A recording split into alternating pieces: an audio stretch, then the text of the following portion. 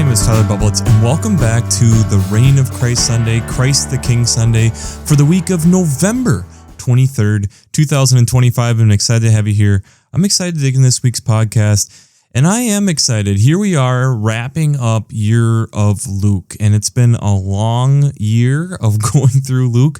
It's been a fun gospel to go through. I enjoy going through Luke, but I think it's also a good moment to be thinking about and kind of being able to put some bookends on this, kind of tie it up with a bow and recognize some of the different things that Luke has brought to the table over the last year, but also recognizing what we'll be moving into as we move into the Gospel of Matthew here coming up starting next week. And also it's the end of a church year, which is also a kind of a fun spot to be in. Again, we can do some remembrance here as we are in this moment, in this place. But I think there is a lot to be able to harness and pull from this. And I think we'll have an interesting science tie-in. I will say this is typically one of the more difficult weeks to be able to figure out a scientific tie-in, but I think I found something that's pretty interesting, and I think it kind of plays into this idea and will be a good bookend for the year of Luke. But let's get back to the question that we had for last week, which was,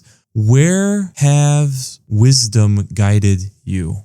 And I think it's a deep question. It's a hard question, but I think it's one of those things that as we walk through life, we slowly develop. And that was one of the responses we got this week, is becoming a listener for wisdom becomes easier with time from this person, a loyal listener, and recognizing that one of the things that they've picked up from wisdom is to not get completely angry, that a lot of people are watching, especially young ones. And if you lose your cool, you lose control of the situation. You've lost the argument, whatever it is. And it takes a lot of time, a lot of learning to get to that point. And I think that's really wise. That's a great aspect of wisdom to be taken. Is there's a lot of times it's the thought-provoking, it's slowing ourselves down, it's not necessarily that quick reaction initially.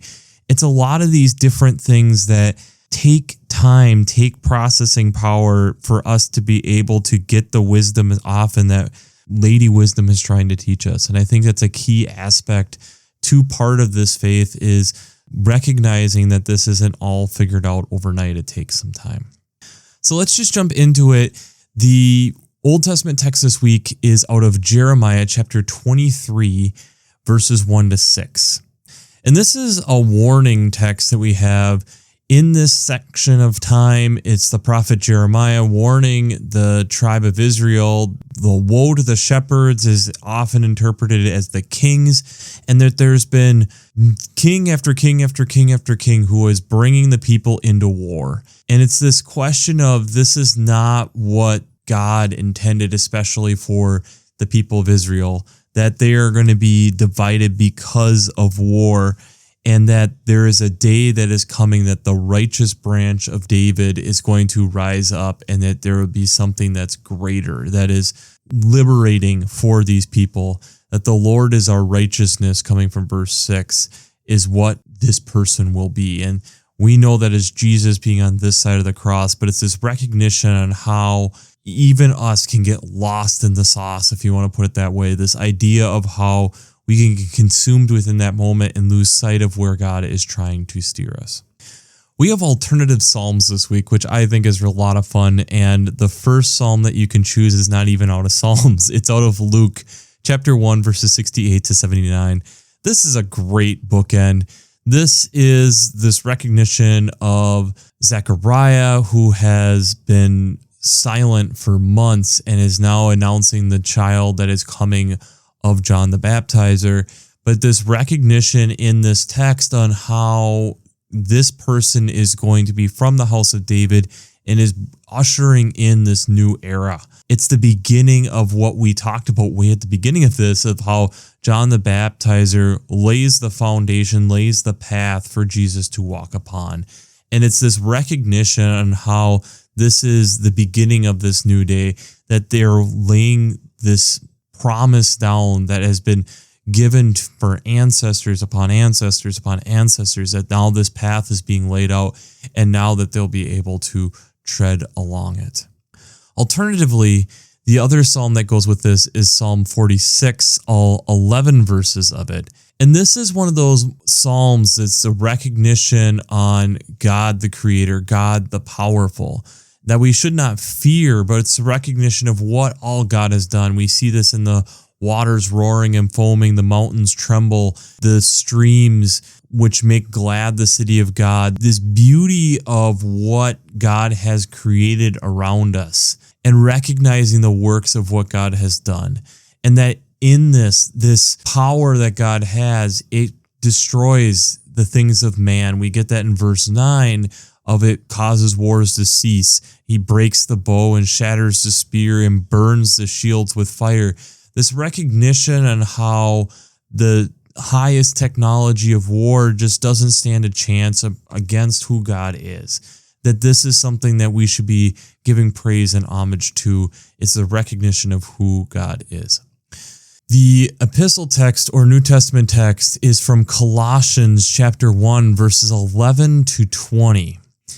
And this is, again, the recognition of the power of who God is, and that we are inheritance of this light, inheritance of this, but that means then we have to walk this out. We have to be able to share that light with others.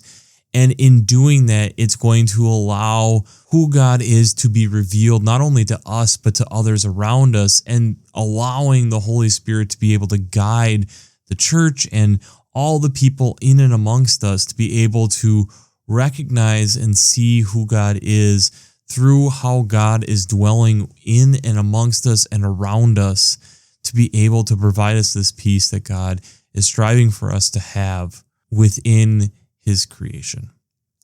The gospel text this week then is out of Luke chapter 23, starting at verse 33 to 43.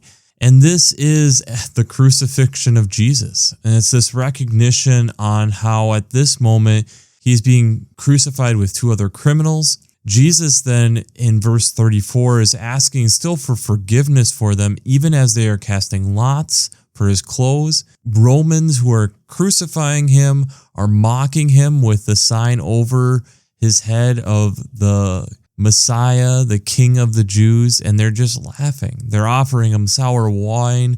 They're stating, "You've saved others, save yourself." And one of the criminals lays into this, that's hanging right there next to him, "Are you not the Messiah? Save yourself." But the other one then says in verse 40, "Do you not fear God, since you are under the same sentence of condemnation?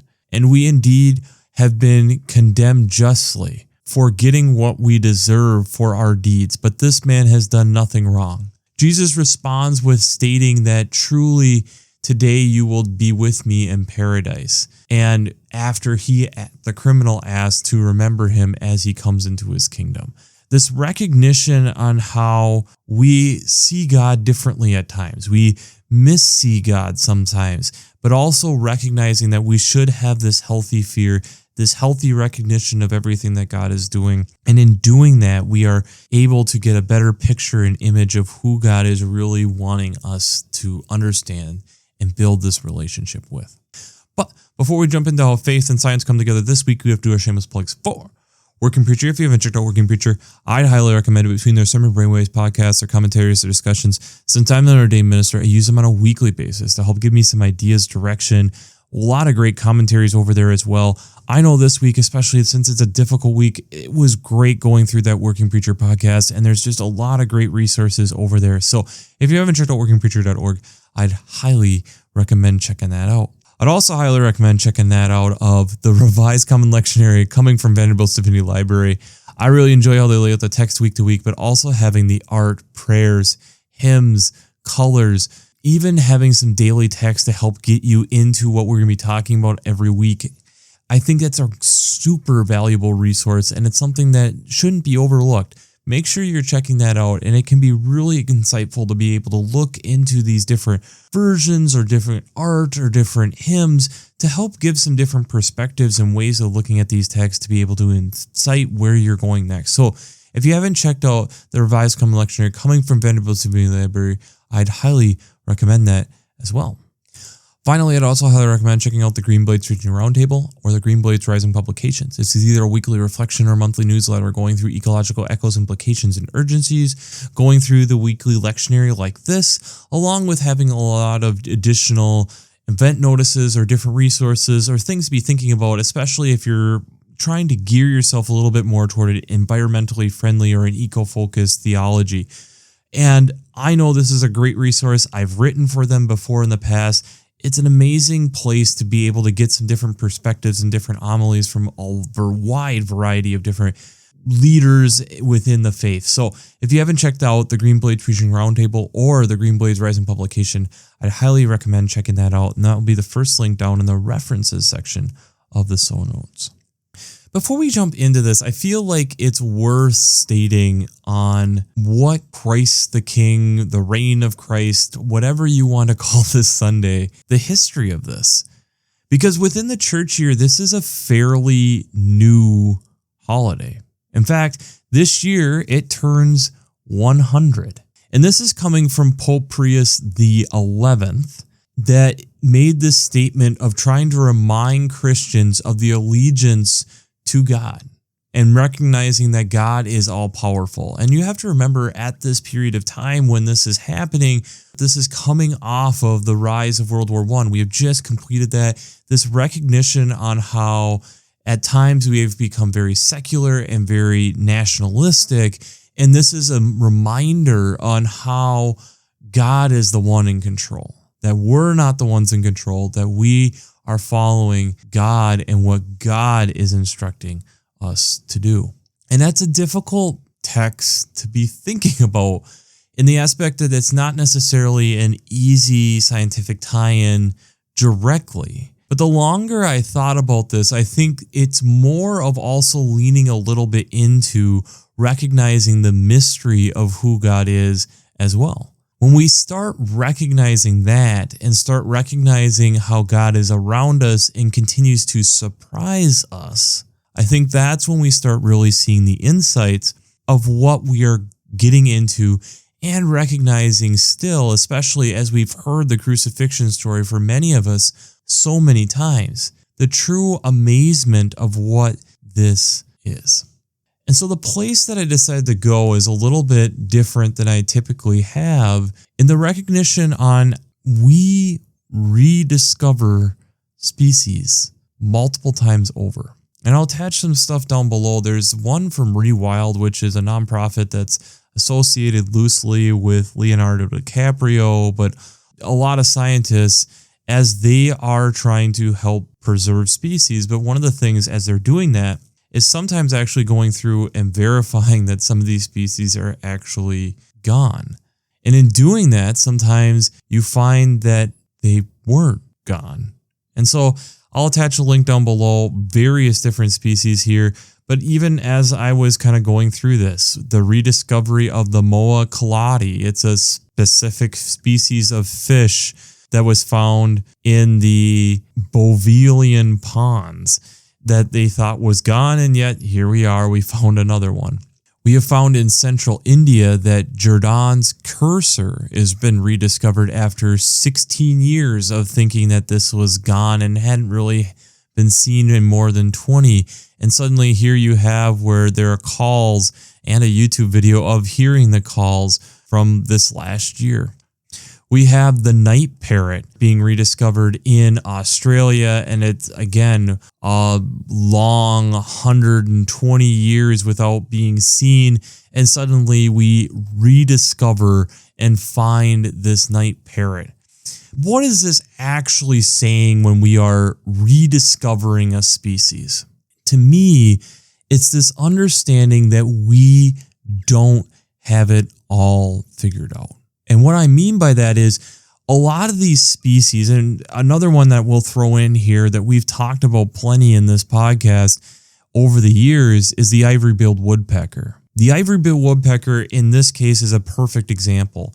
When we last had a confirmed sighting of it in the late 30s, early 1940s here in the United States, they knew that the range was somewhere between 50 and 65 square kilometers that these birds would work in. when we have been trying to then look for them after potential footage, nothing being 100% confirmed, we have to recognize that the ivory-billed woodpecker was looking for mature swamp forests, these virgin forests that are very spotty to find in the southeastern part of the United States where they had been. And so when you're thinking about this and recognizing that and recognizing the difficult terrain that you're trying to work in, these flooded out swamp forests, and that previously when we last knew 65 kilometers range, and what does that mean now as you have fragmented that even more? The range on what is potential is tremendous, so much more. A lot of these other species, it's coming from also our lack of understanding, or we associated things in such a small way that we didn't fully grasp it. One that I found really interesting was the Olimni cottontail rabbit, which is part of Mexico in this mountain range. And we had said it was gone for 120 years plus. And what happened? Well, you took some scientists and actually got them around people and locals, and they're like, oh yeah, they're still around. And then they brought them to the specific spot. The range wasn't nearly as big as we had anticipated, but there they were. They found them. They rediscovered them. Our understanding and thought of what we thought we knew. And, granted, when you're first discovering a species or something of that nature, or maybe they were abundant and all of a sudden they were disappearing, or when we were doing a lot of this exploring, there's times you overlook things as well. And that's where I think it's a great reminder for us when we're thinking about the reign of who God is. God has this vision and desire for what God wants us to be. And the question then becomes, do we live up to it? Do we live up to the expectations that God has for us? We can see that in the Jeremiah text on how God is calling out and saying, you're banking on this protection that I'm giving you. But what I'm saying is I'm trying to have something much greater, much more for you. Like I have these goals and aspirations, and you're not allowing me to do that because you're constantly at war. It's easy for us to also, especially as we as humans dominate more and more of the world, to recognize that God is in control, that it's God's earth, not our earth. We just happen to be part of it. As we look at the different natural disasters that have happened this year, I think there's an aspect of that helps us remind us, but how often do we truly remember that? And that's where when I'm thinking about this in a broader context, when we rediscover a species, it's like God saying, you thought you knew things, here is something you didn't know. You thought you understood this species so well that you can declare that it's gone. It's not gone. It's just in a different spot. Yes, you put some additional strain on it maybe. Your expectations of what you thought the range were, maybe the notes weren't that great. But you didn't fully then understand the impact. Or sometimes it's even the aspect that it was underneath our nose and we didn't even realize it. You were misidentifying it. And I think in certain ways then this should be encouraging us to go out and continue to look at God's creation and look for the blessings of what God is trying to show us in God's creation. You never know, maybe you find something that people haven't been a confirmed sighting in decades, years, a century. And yes, there's times where we declare something as extinct and it is extinct, but sometimes we're too hasty and it's based off of our understanding and God says something differently.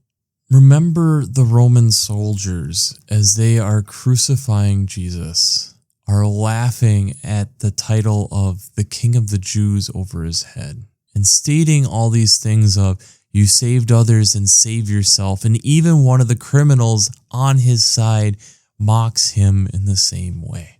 The story appears to be nearly over.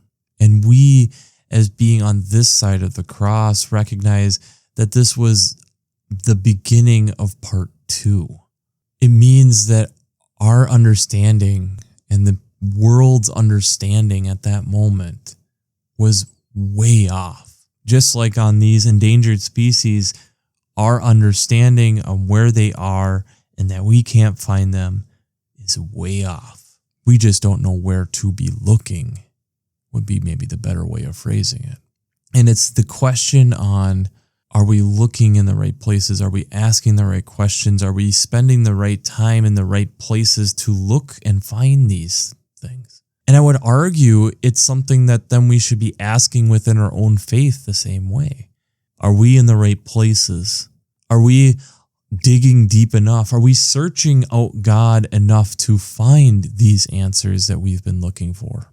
I think these are valid questions to be asking. Often I feel like we probably do fall miraculously short. Maybe we don't understand the key indicator species or the different things that are out there waiting for us if we are willing to wait and look for them. I think of when I was in high school, there was a nature program that I ended up watching, and I'll see if I can find a link to something on it. There was this flower that had this really long stamen was deep into the flower, and there was this projection that there had to be like a special moth, like with a big, long, rolled up tongue to be able to pollinate this flower. And you had scientists camping out with, cameras and all this stuff for an extended period of time to finally see one of these moths had been theorized for century plus, but had never been seen. And I think about that from the aspect of like our faith needs to be similar to that at times. That we're going out and we know God's there. It's just that we're waiting to go and see it, or we need to see something different, or we know that God's going to show up in some way and we just don't know how. And so we go and explore and wait and see. And maybe we get the appetizer or something of that nature, just like what John the Baptizer did for Jesus, that lays out the path ahead of us. And then we get the beginning of this course, and then you get the beginnings of, okay, well, now that we found this, what does this mean? And how does that change our perceptions and change how we look and think about the world? And I think that's something, at least for me, as I've gone through Luke this time, that I think is hitting me differently. Is this aspect of with everything that Jesus did, how does that change your perspective? And I think that's something within our faith that we have to remember ourselves is if we're not growing and asking these questions that are allowing us to change our perspective, what are we doing? If our faith isn't evolving and growing and changing year to year, what's going on? You see it with the disciples, how many times that they think they understand Jesus out, and then he's like, what are you guys doing? And then they are confused when Jesus does something that they don't expect. This is part of the God who we serve, is this recognition and us fully understanding God. It seems to be nearly impossible because evidently there's a lot to know about God, and there's a lot of things that puzzle us or surprise us in ways that we don't expect. So the question I have for you this week is, where are you searching for God? And how are you searching for God? Where are you searching for God? And how are you searching for God? Because as we're wrapping up this church year, I think that is something that I feel that Luke is kind of trying to drive home. That the God of what our expectations are is not the God that we serve. We serve a God who goes above and beyond our expectations consistently. And it means that sometimes God is showing up in places and ways that we do not expect. Thus, we need to get accustomed to that. We need to get accustomed to the idea of going out in the bush and continuing to look for a parrot species that we haven't seen in 100 years. We need to go and talk to locals and ask about this rabbit that, again, for over 100 years we haven't seen, but maybe it's still there. Maybe it's going and trying to expand our range to understand further out where maybe an ivory-billed woodpecker or some other plant or bird species or animal species is right there. We just don't know it. Or it's right there and we're seeing it, we aren't recognizing what we are seeing. When we think we understand something, when we think we have the expectations, we have it all figured out, we have to remember we have a God who is very complicated, very multifaceted, and has made the creation that way as well. Thus, we should be open to that as well. We shouldn't just assume we have it all figured out. And heck, as we are moving into the next church year, isn't that what that beginning season of preparing for what this child is going to do is all about? We have a God who continues to surprise us. So thus, we should continue to be surprised and allow ourselves to be surprised, which means we need to wonder, we need to get out there and search and find, and then go talk to God about it and what we discovered and tell others about it. It's the whole message right there. And them telling us what they've discovered about God and helping us to continue deepening our relationship with God. It's really beautiful when it goes that way. But it means that we have to keep going, not give up, and keep looking for what might seem to be impossible, because you never know. Maybe you find a species that's been, quote unquote, extinct for an extended period of time. So, we'll wrap this up as we always do. I pray God blesses you through your faith and amazes you through science. We'll see you next year. Next church year, that is.